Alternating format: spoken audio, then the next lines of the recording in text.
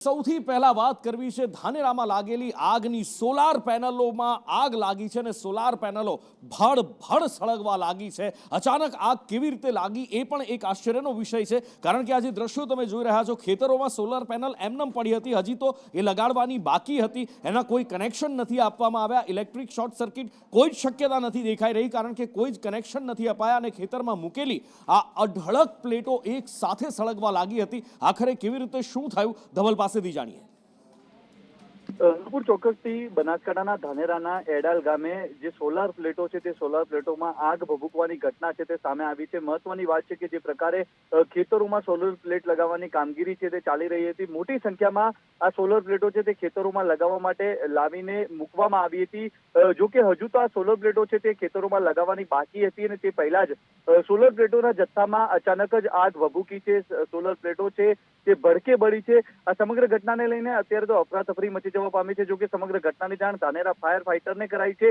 Fire fighter ઘટના સ્થળે પહોંચ્યો છે અને પાણીનો મારો ચલાવીને આગ પર કાબુ મેળવવાનો પ્રયાસ કરી રહ્યો છે, પરંતુ આ જે સોલર પ્લેટો છે તે સોલર પ્લેટોમાં આગ લાગી કેવી રીતે તે દિશામાં અત્યારે પોલીસ છે તે પણ તપાસ કરી રહી છે। અત્યારે તો આ આગ લાગવાનું કારણ છે તે અકબંધ છે। નુપુર, એટલે આગ લાગી છે કે પછી લગાવાઈ છે એ પણ એક મોટો સવાલ છે। પોલીસ તપાસ કરી રહી છે, આગળ જતા મોટા ખુલાસા થવાની પણ શક્યતા છે, પણ અત્યારે તો પહેલી પ્રાયોરિટી આગ ઉપર કાબુ મેળવવાની છે। હવે જોઈએ શું થાય છે। કદાચ બની શકે ગરમીના પ્રકોપથી પણ થયું હોય, પણ ગરમીના પ્રકોપથી કેવી રીતે? જો કે ગરમીનો પ્રકોપ પણ ભયાનક છે, કારણ કે 42-43 ડિગ્રી તાપમાન પહોંચી રહ્યું છે। પણ આ બધા વચ્ચે હવામાન વિભાગે એક રાહતની વાત કરી છે કે આવનાર 2 દિવસ ગરમીથી થોડી આંશિક તો આંશિક પણ રાહત મળવાની શક્યતા છે। એટલું જ નહીં, પ્રચંડ પવન ફૂંકાવાની પણ શક્યતા છે ને એમાં પણ આવતીકાલે નહીં ને પરમ દિવસે 21 તારીખે એવો પ્રચંડ પવન ફૂંકાય કે ધૂળની ડમરીઓ ઉડવાની આગાહી કરવામાં આવી છે।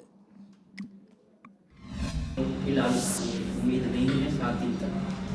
और जब डे 1 और डे 2 में थोड़ा सा डस्ट रेजिंग विंड्स की थोड़ी संभावना है, खास करके कच्छ में और सौराष्ट्र में। और डे 2 में थोड़ा सा साउथ गुजरात रीजन तक एक्सटेंड करेगा, थोड़ी धीमी हवाएँ हैं। और कोस्टल जो रखा है हमने डे 4 और 5 में रखा है, और उसमें कोस्टल में हमने रखा है हॉट विंड कोस्टल एरिया में। और विंड्स का जो बात है, आज नॉर्थ गुजरात कोस्ट में 20 से 25 नॉट गस्टिंग टू 30 नॉट की विंड्स रखी है। थोड़ी स्ट्रॉन्ग विंड रहेगी सी एरिया में, फिशरमैन। એટલે ગરમી એટલી છે કે વાત જવા દો, માઝા મૂકી રહી છે ગરમી। 42-43 ડિગ્રી, અમદાવાદમાં 42 ડિગ્રી પાર થઈ ગયું, કંડલામાં 43 ડિગ્રી પાર થઈ ગયું। ભયંકર ગરમીનો પ્રકોપ છે ને આ ગરમીથી બચાવવા માટે, શ્રમિકોને બચાવવા માટે, કોઈ શ્રમિકનું મૃત્યુ ન થાય એના માટે સરકારે પરિપત્ર જાહેર કર્યો હતો કે બપોરે 1 થી 4 દરમિયાન કોઈ પણ શ્રમિકને કામ ન કરાવવું, ખુલ્લા તડકામાં એમની પાસે મજૂરી ન કરાવવામાં આવે। પણ ફરી એકવાર બનાસકાંઠાના દાંતામાં આ બ્રિજનું કામ ચાલી રહ્યું છે અને બ્રિજના કામ વખતે અહીંયા સરકાર જ પરિપત્રનો ઉલ્લંઘન થતું જોવા મળ્યું। આ પહેલા પણ રેલવેના કોન્ટ્રાક્ટરો સરકારી પરિપત્રને ઘોળીને પી ગયા હતા અને હવે આ બ્રિજ બનાવનાર કોન્ટ્રાક્ટર પરિપત્રને ઘોળીને પી ગયો છે અને આવા તડકામાં આગ ઝરતી ગરમીમાં મજૂરો પાસે, શ્રમિકો પાસે મજૂરી કરાવાઈ રહી છે। કોન્ટ્રાક્ટર દ્વારા જે કામ કરવામાં આવતું હોય છે ત્યારે લઈને અહીંયા આપણે કોન્ટ્રાક્ટર જે અહીંયા સુપરવાઇઝર જોડાયા છે। क्या नाम है आपका? संजय। ये परिपत्र बाहर पड़ा है गुजरात राज्य के मुख्यमंत्री ने 1 बजे से 4 बजे तक काम नहीं करवाना, आप काम करवाते हो, क्या कहना है? वो ठीक है, वो काम करवाते हैं। लेबर लोग का फिर नाइट नहीं चलेगा तो वो कहेगा कि नाइट नहीं चलवा, हम जा रहे हैं अपने गांव। हम लोग तो मजदूर आदमी, उतना तो धूप जानते नहीं कि क्या कितना डिग्री होता है नहीं होता है। फिर नहीं कमाएंगे तो फिर मतलब कि अगर इंसान है फिर भी तो काम कर रहे हैं ना, जानवर थोड़े काम करने आता है। लक्ष्मण ठाकुर, संदेश न्यूज, अंबाजी। અને આ બાજુ મુંબઈમાં કંઈક એવું થયું કે આખા દેશનો જૈન સમુદાય લાલ ઘૂમ થઈ ગયો અને રસ્તા પર ઉતરી આવ્યો છે જૈન સમુદાય અને વિરોધ પ્રદર્શન કરી રહ્યો છે, કારણ કે મહાનગરપાલિકા મુંબઈએ, જી હા, બીએમસીએ એક દેરાસરનું ડિમોલિશન કર્યું હતું અને દેરાસરનું જ્યારે ડિમોલિશન કર્યું એ બાદ જૈન સમાજમાં નારાજગી ફેલાઈ હતી। આ દેરાસર તોડ્યા બાદ દેશભરમાં અલગ અલગ જગ્યાએ, મુંબઈ તો ખરું જ પણ મુંબઈની સાથે અલગ અલગ શહેરોમાં પણ જૈન સમુદાયના લોકો રેલી સ્વરૂપે બહાર આવ્યા હતા। અહિંસક રેલી, મૌન રેલી કાઢી હતી અને આ જે દેરાસર તોડી પાડવામાં આવ્યું હતું એનો વિરોધ કર્યો હતો। मलबा हटाने का उन्होंने मुझे आश्वासन दिया है और वो मलबा हटेगा और मंदिर बनेगा, अभी पता नहीं, और सोमवार को मिलेगा। पर हम कोर्ट फोर्ट को कोई मानते नहीं, हम भगवान का आस्था का है। आज से अभी से ही और मंदिर में मलबा हटना चालू हो गया। यदि बीएमसी मलबा नहीं हटाता तो पूरा जैन समाज एक एक ईंट लेके पूरा सफाया करेंगे। जल्दी उसके हमारे एकनाथ जी शिंदे से मेरी बात हुई है कि मुनि जी गुरु जी हम जल्दी उसके ऊपर कार्रवाई करेंगे। देखो, जैन समाज के धर्मगुरु आज रास्ते पे उतरे, हमारे लिए है निंदनीय बात है। जिनकी हम पूजा करते हैं उनको आज रास्ते पे उतरना पड़ता है। हम बोलते हैं हिंदूवादी सरकार हमारी है, लेकिन कल जो घटना हुई और मंदिर के ऊपर जो कार्रवाई मुंबई महानगर पालिका ने की उसकी हम निंदा करते हैं, क्योंकि 50 साल पुराना मंदिर था। हमारी सरकार 2011 के झोपड़े को संरक्षण देती है और 50 साल पुराना मंदिर तोड़ती है, तो कहीं ना कहीं ये गलत बात है। इस झुंबेश में सक्रिय रीते दिगंबर समाज के साथ कंधे से कंधा हमारा स्वतंत्र समाज पूरी तरह खड़ा है। अब जो ये रैली हुई, उस रैली का हमने म्युनिसिपल कमिश्नर के साथ डिटेल डिस्कशन हुई, वार्ड ऑफिसर से डिस्कशन हुई, उन्होंने अपनी बातें रखी, हमने हमारे पेपर रखे और अभी सभी पेपर को सर्वे किया गया। उसके बाद उनको बोला गया, उन्होंने बोला हम अभी डेब्रिज हटा रहे हैं। રાજ્યમાં વિરોધનો વંટોળ આજે જોવા મળ્યો હતો। અલગ અલગ મુદ્દા પર અલગ અલગ જગ્યાએ વિરોધ જોવા મળ્યો હતો। એના 6 દ્રશ્યો મારે તમને બતાવવા છે। સૌથી પહેલા તો કે જેમાં યુસીસીનો આણંદમાં વિરોધ થયો હતો, જામનગરમાં પણ વકીલો દ્વારા વક્ફ બિલનો વિરોધ કરવામાં આવ્યો, વિજાપુરમાં પણ વક્ફ બિલનો વિરોધ કરવામાં આવ્યો હતો। આ બાજુ જામનગર મહાનગરપાલિકાની સામાન્ય સભા પહેલા કોર્પોરેટરો અહીંયા બહાર આવ્યા હતા। અડધા કપડા ઉપર કીચડ લગાડેલો હતો અને અડધા કપડા પર પૈસા લગાડેલા હતા, એટલે કે પ્રજાના પૈસા કીચડમાં સમાઈ રહ્યા છે। આ બાજુ બંગાળમાં हिंसा भड़की थी, वक्फ बिलना विरोध में हिंसा भड़की और ए पछी जे हिंदुओं 200 થી 300 हिंदुओं घर सळगाववामां आव्या हता। हिंसानो एक मोटो दौर चाल्यो हतो। एना પડઘા छेक अमदावादमां पड्या छे। अमदावादमां बजरंग दळ द्वारा विरोध करवामां आव्यो छे। राजकोटमां पण कर्णावती इंटरनेशनल स्कूलमां विद्यार्थीनी साथे जे थयुं एना आक्षेप थई रह्या छे, एने लईने विरोध थई रह्यो छे। सोनल पासेथी जाणीए के आ 6 विरोध छे राज्यनी अंदर, ए केवो भड़के बळी रह्या छे। आवी आग जरती गरमीमां आवा विरोधनी आग। જે ચોક્કસ નુપુર, પશ્ચિમ બંગાળમાં એક બાજુ હિન્દુઓની સાથે જે અત્યાચાર થયો છે તેનો વિરોધ પણ થઈ રહ્યો છે, યુનિફોર્મ સિવિલ કોડનો પણ વિરોધ થઈ રહ્યો છે। ગુજરાતમાં ફરી એક વખત વિરોધના વંટોળ જોવા મળી રહ્યા છે। અમદાવાદમાં વિરોધ થઈ રહ્યો છે। મહેસાણાના વિજાપુરમાં મુસ્લિમ સમુદાયો દ્વારા યુસીસી અને વકફ કાયદાને લઈને જે સુધારો કરવામાં આવ્યો છે તેને લઈને રેલીનું આયોજન કરવામાં આવ્યું હતું। પોલીસ દ્વારા 50 જેટલા લોકોની અટકાયત કરવામાં આવી હોય તે પ્રકારના વિગતો પણ અત્યારે મળી રહી છે। આણંદના ઉમરેઠની પણ એક ઘટના સામે આવી છે કે આણંદના ઉમરેઠમાં પણ કેટલાક લોકો દ્વારા વિરોધ પ્રદર્શન કરવામાં આવી રહ્યો છે। જામનગર મહાનગરપાલિકામાં આજે સામાન્ય સભા મળી હતી અને સામાન્ય સભા પહેલા પણ વકફ બિલનો અને યુસીસી યુનિફોર્મ સિવિલ કોડ છે તેને લઈને વિરોધ કરવામાં આવી રહ્યો છે। બીજી બાજુ પશ્ચિમ બંગાળમાં જે અત્યારે આખું રાજ્ય ભડકે બળી રહ્યું છે, વીએચપી દ્વારા રાષ્ટ્રપતિ શાસન લાગુ કરવામાં આવે તે પ્રકારની માંગ કરવામાં આવી રહી છે।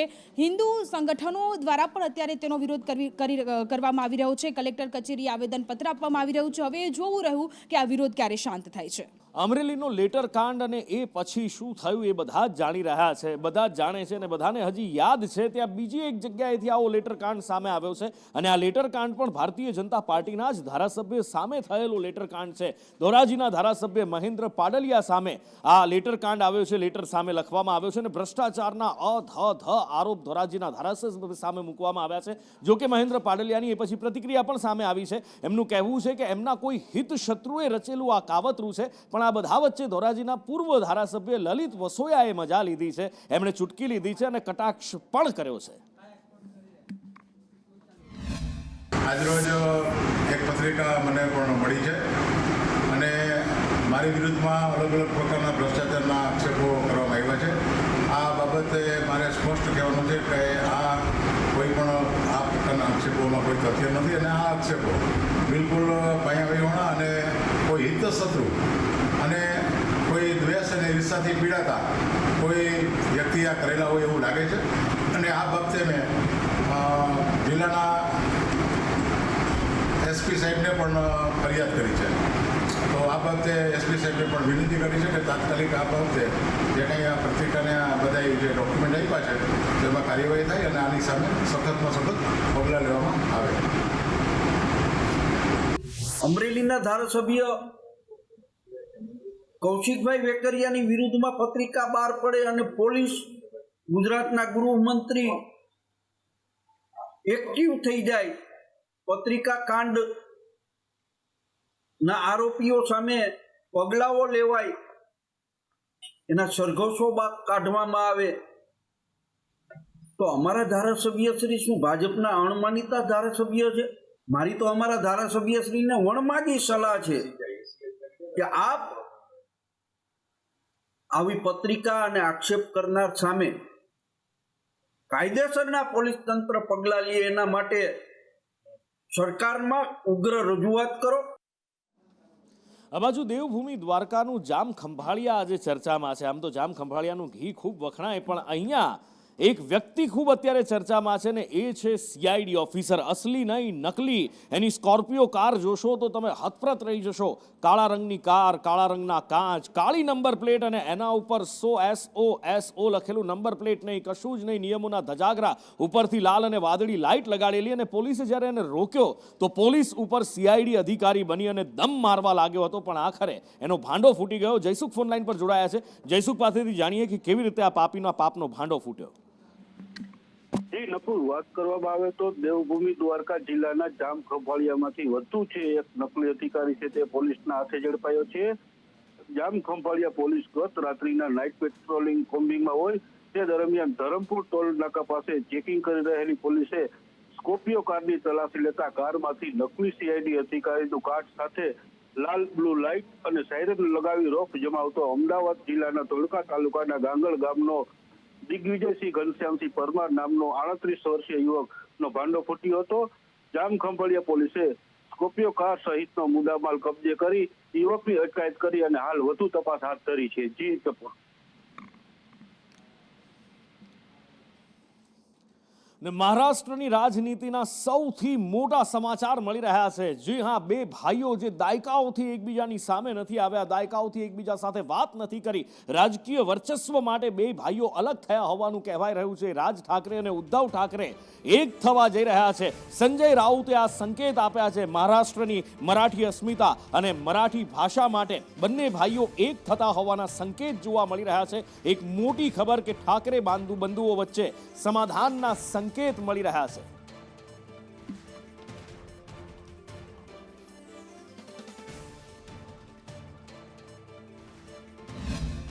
राज ठाकरे जी ने कहा है कि अगर कोई जिले शिल्पी हमें है दो भाइयों में, तो मैं कोई ईगो नहीं रखूंगा और दूर करूंगा महाराष्ट्र के हित के लिए.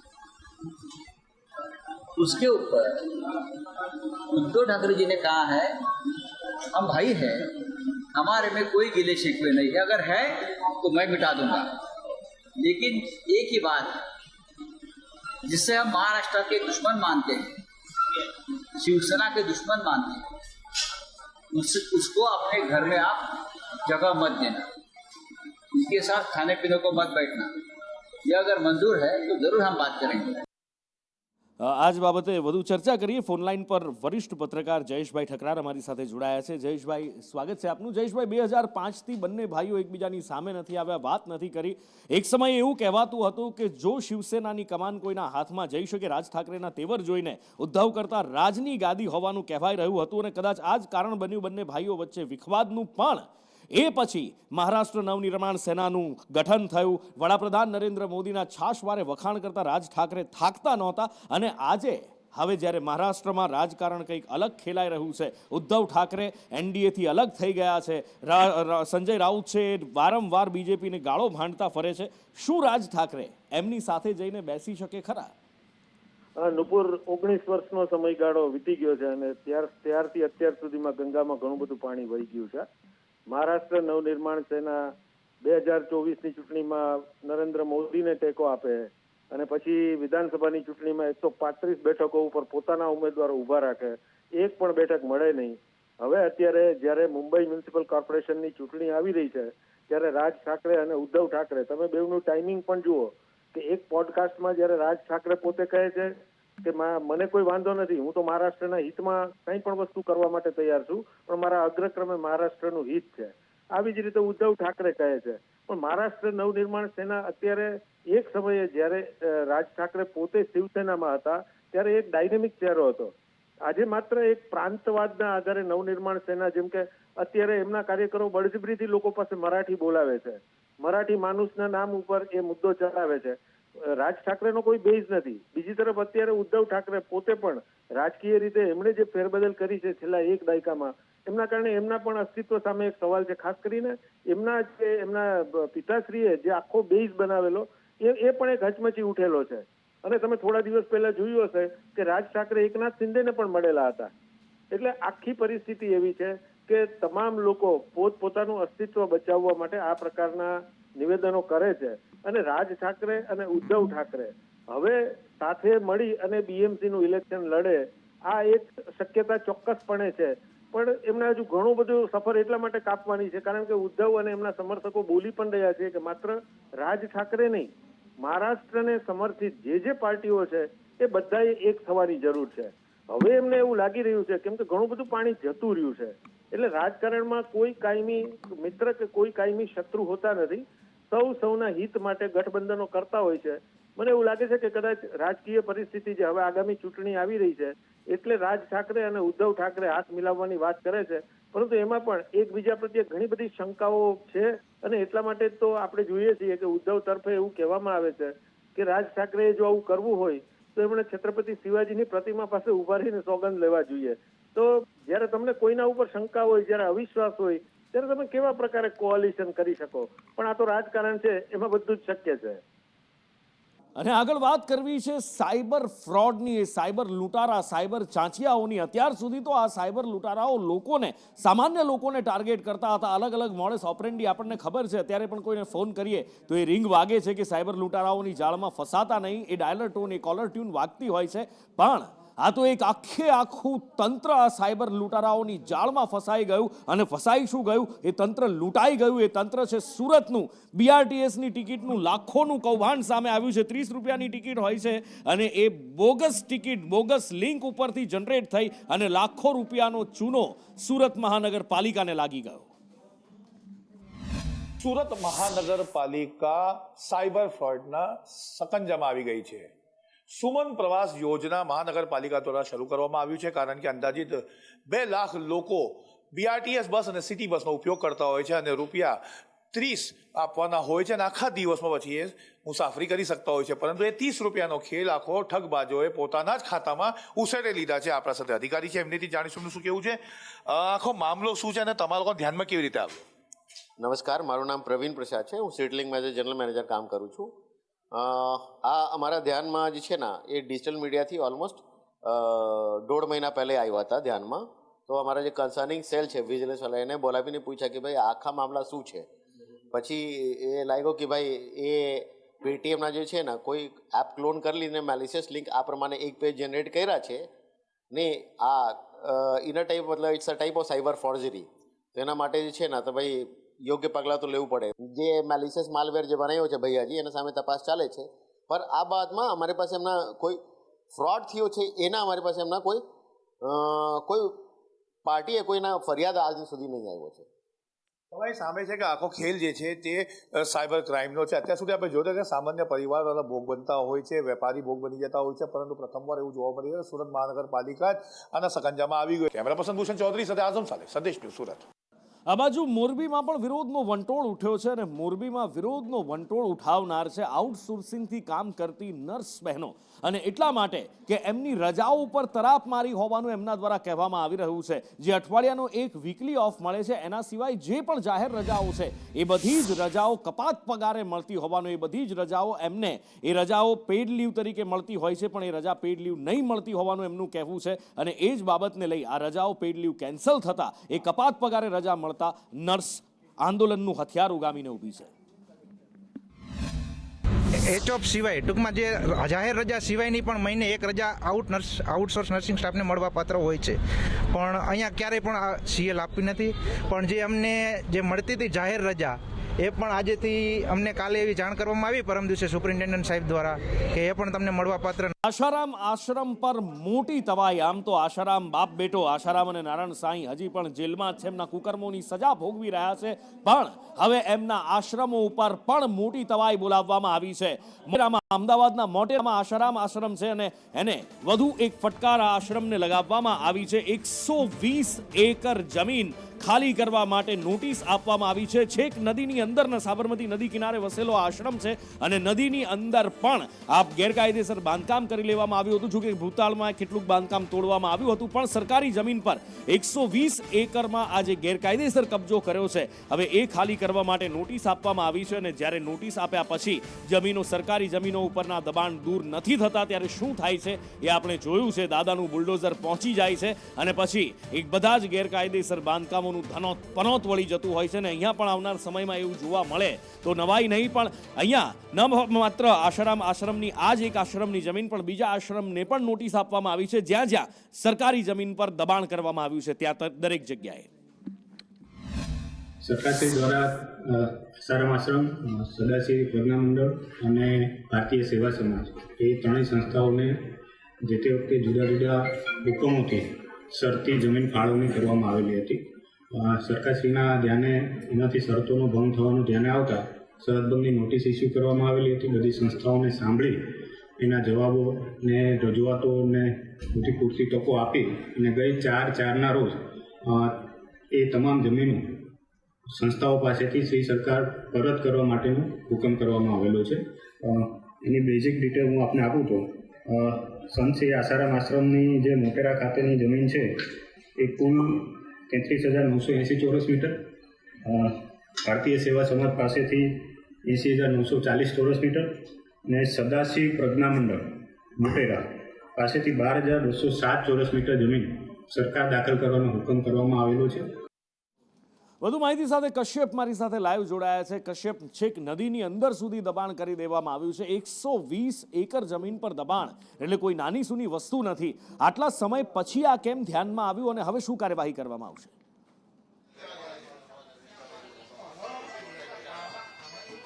આસારામ આશ્રમને હવે નોટિસ ફટકારવામાં આવી છે અને આ આશ્રમ જે છે તે જે જગ્યા ઉપર બનેલો છે તે ખાલી કરવા માટે થઈ અને નોટિસ કલેક્ટર દ્વારા ફટકારવામાં આવી છે. કુલ 3 આશ્રમોને આ નોટિસ ફટકારાઈ છે. આસારામ આશ્રમ સિવાય તેની નજીકમાં રહેલા ભારતીય સેવા સમાજ અને અન્ય એક નજીકમાં સદાશિવ આશ્રમ છે તેને પણ નોટિસ આપવામાં આવી છે. આ બંને જે આશ્રમો છે તેણે માત્ર 20 એકરમાં કબજો કરેલો છે, જ્યારે આસારામ આશ્રમ જે છે તેના દ્વારા 120 એકરમાં કબજો કરવામાં આવ્યો છે અને ગેરકાયદેસર રીતે બાંધકામ પણ ત્યાં ખડકી દેવામાં આવ્યા છે. ચેરિટેબલ ટ્રસ્ટના નામે આ જમીન ઉપર કબજો કરવામાં આવ્યો હતો અને નિયમોનું ભંગ થયું હોવાનું કલેક્ટરને હવે ધ્યાનમાં આવ્યું છે અને તેના કારણે આ નોટિસ ફટકારી અને જગ્યા ખાલી કરવા માટે થઈને સૂચના આપવામાં આવી છે. આગામી સમયમાં ઓલિમ્પિકની ગેમ્સ માટે થઈને ત્યાં સ્ટેડિયમો અલગ અલગ બનાવવાના છે અને તેના કારણે આ તમામ જગ્યાઓ છે તે ખાલી કરવા માટે તે કલેક્ટર દ્વારા નોટિસ પાઠવવામાં આવી છે. એટલે હવે જોવાનું છે કે આવનાર સમયની અંદર શું થાય છે કે આ જમીન કેવી રીતે ખાલી કરાવવામાં આવે છે. દાદાનું બુલડોઝર ફરતું દેખાય છે કે કેમ? ખેર, આગળ વાત કરવી છે.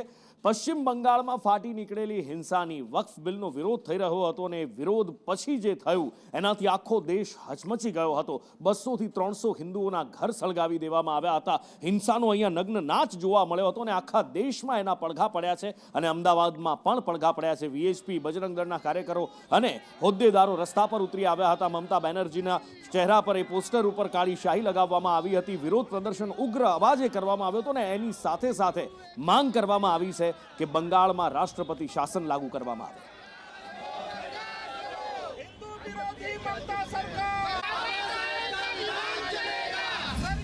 પશ્ચિમ બંગાળની અંદર જે રીતે મમતા સરકાર હિન્દુઓ પર અત્યાચાર કરી છે, ત્યાંના મુસલમાનો, રોહિંગ્યા મુસલમાનો તે પણ અત્યાચાર કરી રહ્યા છે અને લગભગ 500 જેટલા પરિવારોને નુકસાન થયું છે અને હિજરત કરવી પડી છે. આવા સંજોગોની અંદર સરકારના અધિકારીઓ પણ દંગા ફસાદ કરવાવાળાને ટેકો સહકાર આપે છે. એટલે ત્યાં આગળ એક એટલું મોટું વાતાવરણ બગડી ગયું છે બંગાળની અંદર કે જો હવે હિન્દુને જીવવું મુશ્કેલ થઈ ગયું છે. આ સંજોગોની અંદર ત્યાં રાષ્ટ્રપતિ શાસન લાદવા માટેની અમારી માગણી છે અને આ જે લોકોને વિસ્થાપિત કર્યા છે એ લોકોને પોતાના સ્થાન ઉપર પ્રસ્થાપિત કરે અને એમને જે પણ કંઈ નુકસાન થયું છે ભરપાઈ કરે. સરકાર એની પાસે અપેક્ષા છે અને રાષ્ટ્રપતિને અમે આજે આવેદન મોકલીએ છીએ કલેક્ટર મારફતે. અમને એમ પણ જણાવીએ છીએ કે રાષ્ટ્રપતિ શાસન જલ્દી ત્યાં પશ્ચિમ બંગાળમાં સોંપવામાં આવે. અને હવે વાત કરવી છે જામનગરમાં વિપક્ષના વિરોધની, કારણ કે જામનગર મહાનગરપાલિકાનું શાસન અને એને લઈ લોકોમાં વારંવાર ઉઠતી બૂમોના કારણે આ વિરોધ કરવામાં આવ્યો છે. સામાન્ય સભા આજે મળવાની હતી, પણ એ પહેલા કોર્પોરેટર રચનાબેન પહોંચ્યા હતા અને બીજા સ્થાનિકો પણ એમની સાથે હતા. માથામાં રાક્ષસની ટોપી પહેરેલી હતી, શરીર પર અડધા કપડામાં કીચડ લાગેલો હતો અને અડધા કપડા પર પૈસા, અને એ દર્શાવવાનો પ્રયત્ન કરવામાં આવ્યો હતો કે પ્રજાની મહેનતની કમાણી જે ટેક્સ રૂપે કોર્પોરેશનને મળે છે એ કીચડમાં સમાણી. આ છે પબ્લિકના પૈસા જે ટેક્સ અને વેરો ભરે છે, અને એના પૈસા જાય છે કાદા અને કીચડમાં. ભૂગર્ભ નહીં, કાદા અને કીચડમાં. ભૂગર્ભમાં કોઈ પણ જાતની સફાઈ થતી નથી. સફાઈના નામે લૂંટ મચાવી છે. ફોન કરીએ તો 2 દિને 3 દિવસે આવે છે, અને 2-3 દિવસે આવી અને ખાલી સળીઓ મારીને વયા જાય છે.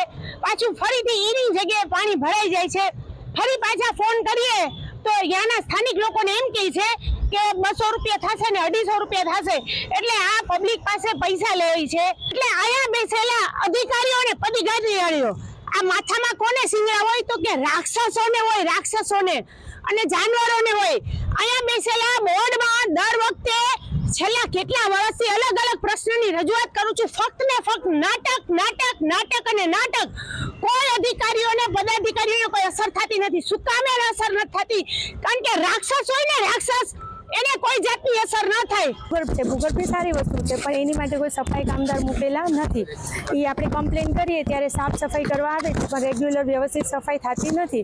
પછી આપણે જ્યારે બોલાવીએ તો એનો ચાર્જીસ લે છે 200 રૂપિયા, 250, 300 રૂપિયા. એ આપવામાં પણ વાંધો નથી, પણ જો એવી સાફ સફાઈ થતી નથી જેના હિસાબે બાથરૂમ ટોયલેટની નળીઓ બ્લોક થાય છે ને પાણી બાથરૂમમાં ને એમાં આવે છે. તો અમારી જામનગર કોર્પોરેશનને અપીલ છે કે આની માટે કંઈક કરે ને અમારી રેગ્યુલર ભૂગર્ભની જેમ પહેલાં ગટરની સફાઈ થતી હતી એવી રીતે ભૂગર્ભની પણ થાય, એની માટે પણ વ્યવસ્થિત માણસો મૂકે. અને હવે વાત કરવી છે અમદાવાદની વાડીલાલ સારાભાઈ હોસ્પિટલ એટલે કે વીએસ હોસ્પિટલમાં થયેલા સૌથી મોટા કૌભાંડની. રિસર્ચના નામે અહીંયા લાખો રૂપિયાનું કૌભાંડ થયું છે અને મોટી ચર્ચા જાગી છે. આયુષી મારી સાથે છે. આયુષી, વીએસ હોસ્પિટલનું નામ પડે ત્યાં સરદાર સાહેબ યાદ આવે, કારણ કે જે પહેલો તિરંગો આપણો બન્યો હતો એ અહીંયા આખા ભારત વર્ષમાં જ્યાં સૌથી પહેલાં લગાવ્યો એ આ વીએસ હોસ્પિટલનું પ્રાંગણ, અને સરદાર સાહેબની સૂચનાથી આ હોસ્પિટલ બની. સર્વજન સુખાય સર્વજન હિતાયની આ ભાવના, પણ અત્યારે સરદાર સાહેબનું સપનું તો રોડાયું જ છે. અહીંયા ટ્રીટમેન્ટ થતી નથી અને કૌભાંડોની ભરમાર લાગી ગઈ છે. બિલકુલ નુપુર, જે રીતે અત્યારની આ પરિસ્થિતિ છે, વીએસ હોસ્પિટલ કોઈને કોઈ મુદ્દાને લઈને ચર્ચામાં રહે છે. પછી તે જે દર્દી હોય છે તેના સ્વાસ્થ્ય સાથે છે કોઈ પણ ડૉક્ટરો દ્વારા જે ખોટી સારવાર કરવામાં આવી હોય કે પછી કૌભાંડો. વધુ એક કૌભાંડ જે છે સામે આવ્યું છે કોંગ્રેસના કોર્પોરેટર દ્વારા, જે જનરલ મિટિંગની અંદર એવો આક્ષેપ કરવામાં આવ્યો હતો કે ક્લિનિકલ રિસર્ચના નામે અહીંયા ડૉક્ટરો દ્વારા જે ખોટા રૂપિયા પડાવવામાં આવી રહ્યા છે, લાખો કરોડો રૂપિયાની લેતી દેતી અહીંયા કરવામાં આવી રહી છે. જે મુદ્દે ફાર્મા કંપનીઓ જે છે તેની પાસેથી પૈસા પણ પડાવવામાં આવી રહ્યા છે. આખી કૌભાંડને લઈને તપાસની કમિટી બેઠી અને ભાજપના સત્તાધીશોએ આખી કમિટીની રચના કરવા માટે પણ જણાવ્યું. અને આખી આ જ્યારે કમિટી બની અને કમિટી બાદ કોંગ્રેસના કોર્પોરેટર દ્વારા કરવામાં આવેલા આક્ષેપ છે તે સાચો પુરવાર થયો છે. અને જે ફાર્માસિસ્ટ એક ડૉક્ટર હતા તેની સાથે અન્ય પણ જે 9 જેટલા ડૉક્ટરોને સસ્પેન્ડ કરવામાં આવ્યા છે. જે આખો મામલો સામે આવ્યો, જેમાં રિસર્ચ માટે દર્દીઓને જે લાવવામાં આવતા હતા તેમના જે પૈસા હોય છે તે ડૉક્ટર પોતાના સગાવાલાના અકાઉન્ટમાં ટ્રાન્સફર કરતા હતા. ખોટા બોગસ અકાઉન્ટ્સ બનાવવામાં આવ્યા હતા અને જે રિસર્ચ છે અલગ અલગ 4 ફેઝમાં કરવાનું હતું, તેને બદલે આખું કૌભાંડ સામે આવ્યું છે. નુપુર, અને હવે વાત કરવી છે સાતમ આઠમના મેળાની. તમે કહેશો કે સાતમ આઠમના મેળાને તો હજી બહુ વાર છે, અત્યારથી શું વાત છે નુપુર, પણ સાતમ આઠમનો મેળો હોય એની તૈયારીઓ રાજકોટ મહાનગરપાલિકા ખૂબ વહેલી કરતી હોય છે. કારણ કે સૌરાષ્ટ્રમાં દિવાળી પછી જો કોઈ સૌથી મોટો તહેવાર હોય અથવા તો દિવાળીને સમકક્ષ જો ઉજવાતો કોઈ તહેવાર હોય તો એ સાતમ આઠમનો તહેવાર છે. અને સાતમ આઠમનો આ મેળો એટલે દુનિયાભરમાં પ્રસિદ્ધ રાજકોટનો આ સાતમ આઠમનો મેળો. અને સાતમ આઠમનો મેળો અત્યાર સુધી રેસકોર્સમાં ભરાતો હતો, પણ હવે નવી જગ્યાએ એટલે કે અટલ સરોવર પાસે સાતમ આઠમનો મેળો ભરવા માટેની એક દરખાસ્ત મૂકવામાં આવી છે. મયુર પાસેથી જાણીએ. મયુર, જન્માષ્ટમી અને ખાસ કરીને રંગીલા રાજકોટવાસીઓ માટે સાતમ આઠમનું સૌથી વધારે મહત્વ છે અને એમનો મેળો છે એ વિશ્વ પ્રસિદ્ધ છે. લગભગ 15 થી 20 લાખ લોકો છે આ મેળો મહાલવા માટે સૌરાષ્ટ્ર અને ગુજરાતમાંથી આવતા હોય છે. આ વખતે રેસકોર્સના મેદાનને બદલે અટલ સરોવર પાસે જે આખે આખું ખુલ્લું મેદાન છે ત્યાં આ મેળો યોજવા માટેની તૈયારી કલેક્ટર તંત્ર દ્વારા કરવામાં આવી છે. આ માટે જમીનને સમતળ કરવા માટેની દરખાસ્ત કરવામાં આવી છે. જો બધી જ વસ્તુઓ સુરક્ષાની દ્રષ્ટિએ અને લોકોની દ્રષ્ટિએ યોગ્ય રહી તો આ વખતે મેળાનું સ્તર છે તે ફરશે. અત્યાર સુધી પહેલા શાસ્ત્રી વિધાન ખાતે ને ત્યારબાદ રેસકોર્સ ખાતે દાયકાઓથી લોકમેળો યોજાતો રહ્યો છે, પરંતુ છેલ્લા 3 થી 4 વર્ષથી લોકોની સંખ્યાના કારણે આ મેદાન છે તે ફેરવવાની માંગ થતી હતી. આ વખતે કલેક્ટર તંત્રે તૈયારી શરૂ કરી છે 4 મહિના પહેલા જ, અને દર વખતે જન્માષ્ટમીનો મેળો રેસકોર્સમાં યોજાતો છે. આ વખતે અટલ સરોવર પાસે યોજવાની તૈયારી કરી છે.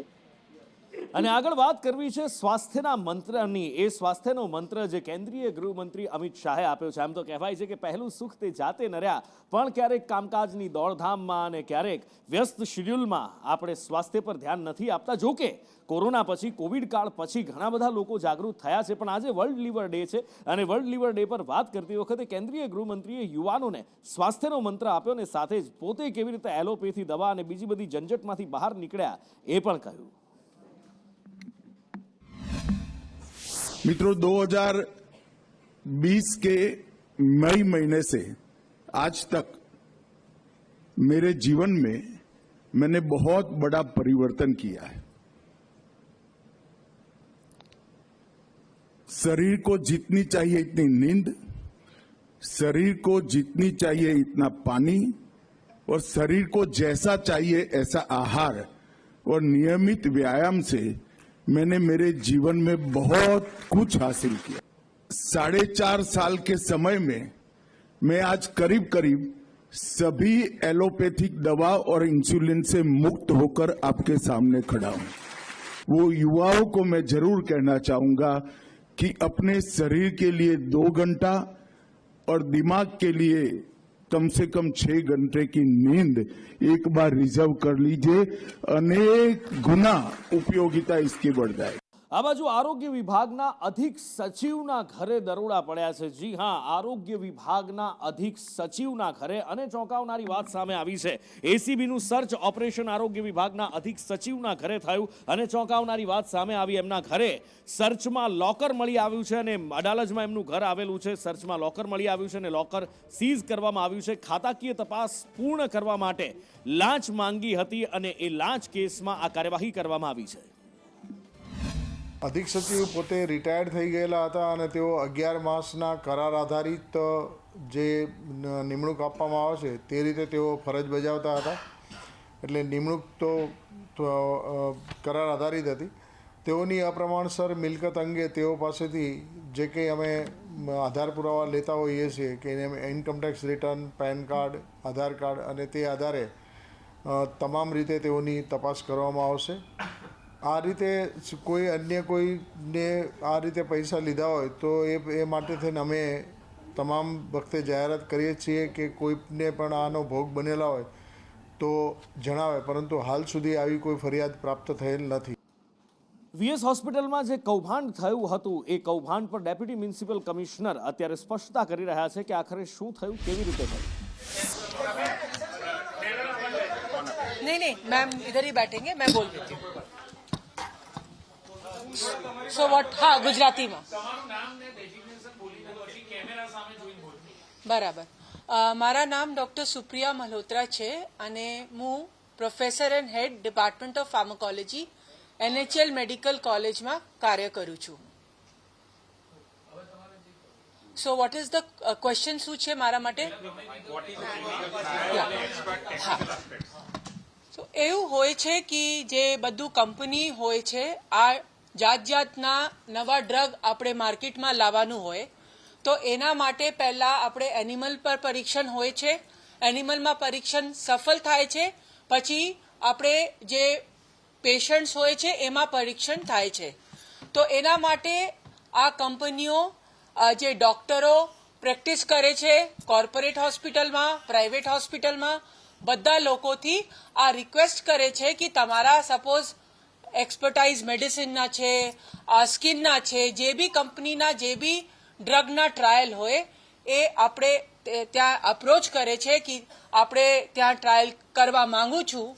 અને પ્રોપરલી જ્યાં પર ટ્રાયલ થાય એના પહેલાં એથિકલ એપ્રુવલ, એથિક્સ કમિટીના એપ્રુવલથી થાય છે કે દર્દીઓ બધું સારી રીતે સચાવશે અને એટલે અને બધું પરમિશન થી થાય છે. જે વડા હોય ત્યાં ઇન્સ્ટિટ્યૂટના એની પરમિશન હોય છે અને બધું ડિટેલિંગ થાય છે કે ટ્રાયલ એટલા વર્ષ ચાલશે, પેશન્ટ દર્દીઓને એટલા મળશે, પીઆઈને એટલા પૈસા મળશે ઇન્સ્ટિટ્યૂટના. આ બધું લિખિતમાં પ્રોપર પ્રોટોકોલ હોઈએ છે. એવી રીતે આપણે ટ્રાયલ ડોક્ટરો બધા કરીએ છીએ.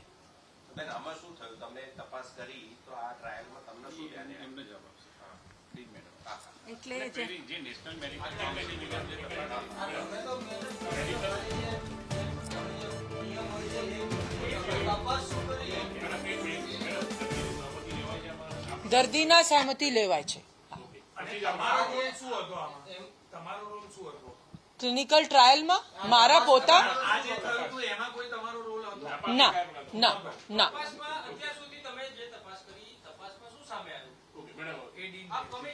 હવે જ્યારે અમારી એક આ કમિટી નીમવામાં આવી 5 જણની, અને જે સુપ્રિયા મેડમે કહ્યું કે ભાઈ જ્યારે બી કોઈ બી ક્લિનિકલ ટ્રાયલ કરવામાં આવે તો એમાં એક ડોક્ટરને પ્રિન્સિપલ ઇન્વેસ્ટિગેટર તરીકે રાખવામાં આવે, જે પેશન્ટો પર ટ્રાયલ કરે. એને મદદ કરવા એક કો ઇન્વેસ્ટિગેટર હોય, અને સામેની પક્ષે કંપનીવાળા એક એમનું સાઇટ મેનેજિંગ ઓફિસર મૂકે, કારણ કે કંપનીવાળા દરેક જગ્યાએ ના આવી શકે. હવે અમે જે તપાસ કરી એમાં સૌથી પહેલાં તો અમે પ્રિન્સિપલ ઇન્વેસ્ટિગેટર જોડે ડોક્યુમેન્ટ્સ માંગ્યા કે ભાઈ બધા એગ્રીમેન્ટ્સ આપો તમે જે બી કંઈ થયા હોય. અને એક વાર નહીં, મેં ડીન થ્રુ માંગ્યા, ડાયરેક્ટર થ્રુ માંગ્યા, 2-3 વાર માંગ્યા, પણ એ લોકો પ્રોડ્યુસ નહોતા પ્રોડ્યુસ થઈ શકતા. પછી નેક્સ્ટ સ્ટેપમાં અમે જે એસએમઓસ હતા એમનો કોન્ટેક્ટ કર્યો, જે અમારા માટે બહારના માણસ છે, જે અમારી સાઇટ મેનેજિંગ ઓફિસર, જે કંપનીવાળા મૂકે. તો અમે જે તે એસએમઓસને કોન્ટેક્ટ કર્યો અને એમની પાસેથી અમને જે પણ કંઈ મળે આ રિપોર્ટ્સ, એનું અમે આ પ્રાથમિક રિપોર્ટ રજૂ કર્યો છે. કેટલા ટાઈમથી આ પરીક્ષણ ચાલુ છે? લગભગ 15 મહિનાથી તો ચાલે છે. નો ટાઈમ ટર્મ્સ 4 years, 4 સાલ, 4 years, 4 years, 21 થી 2021 से ચાલે છે. 4 વર્ષથી ચાલશે. 4 વર્ષથી એના એસએમઓ આવતા હોય તો આપણે હોસ્પિટલમાં કોઈ ખબર જ ના પડે. આ વીએસ હોસ્પિટલની વાત છે ને, અમે બધા NHL ના છીએ, અમારી જોડે કંપનીઓના આવા ક્લિનિકલ ટ્રાયલ થયાનું વિગતવાર લગભગ 57-58 ના થયા છે, પણ અમને હજુ બધી વિગતો મળી નથી. જેટલી મળી છે એના આધારે અમે રિપોર્ટ આપીએ. એ દરેક ટ્રાયલના દર્દીઓની સંખ્યા જુદી હોય. ના, અમે તપાસ માંગી છે, બધી માંગ્યું છે. દરેક પ્રિન્સિપલ ઇન્વેસ્ટિગેટર જોડે માંગ્યું છે કે ભાઈ તમે તમારા કેટલા દર્દી પર આ પરીક્ષણ કર્યું છે. એ હવે મને ખ્યાલ નથી. સપોઝ 57 કંપનીઓએ કોઈ ડ્રગ્સ માટે તમારા ત્યાં, એટલે આ વીએસ હોસ્પિટલમાં કીધું કે અમારી ડ્રગ્સ તમે ટ્રાયલ કરી આપો, ક્લિનિકલ ટ્રાયલ, તો હવે કોઈ કમિટી, એથિકલ કમિટીની અપ્રુવલ નહીં, કશું જ નહીં. આ તો મારો બેઝિક પ્રશ્ન છે. તો હવે એ દવાઓ જે કોઈ પણ મંજૂરી વગર ક્લિનિકલ ટ્રાયલથી અપ્રુવ થઈ વેચી શકાય, ના વેચી શકાય? ના, એવું હતું કે જ્યાં જે ટ્રાયલ ત્યાં હતા એ એથિક્સ કમિટીથી એપ્રુવ હતા. એવું હતું નહીં કે આ એથિક્સ કમિટીથી એપ્રુવ હતા નહીં.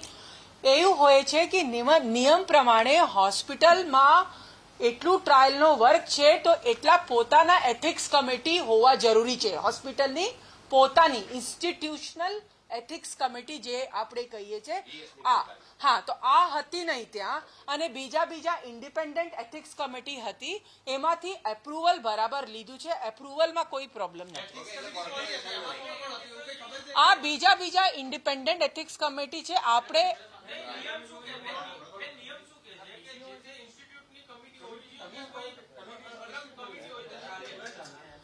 એએમસી મેટ અને કોર્પોરેશનના હિસાબે જે કમિશનર સાહેબે કીધું,